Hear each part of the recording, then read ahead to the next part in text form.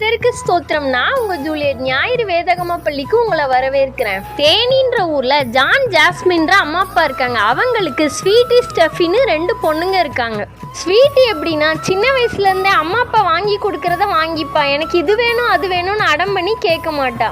ஆனால் அவங்க 2வது பொண்ணு ஸ்டெஃபி எப்படின்னா ஸ்கூலில் யாராவது புதுசாக அழகாக கலராக பேகு ஷூ வாட்செல்லாம் போட்டிருந்தா எனக்கு இதே மாதிரியே வேணும்ப்பா அப்படின்னு அடம் பண்ணுவாள். அவள் ஏற்கனவே பேக் வச்சுருந்தா கூட எனக்கு பிங்க் கலரில் இதே மாதிரி அழகான பேக் வேணும்ப்பா.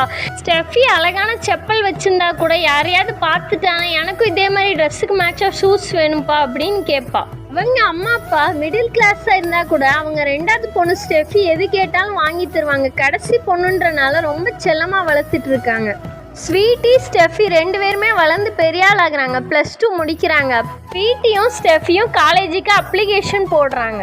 அவங்களோட மூத்த பொண்ணு ஸ்வீட்டி எந்த காலேஜ்னாலும் ஓகேப்பா, கடவுள் சித்தப்படி நடக்கட்டும்ப்பா அப்படின்னு சொல்கிறா.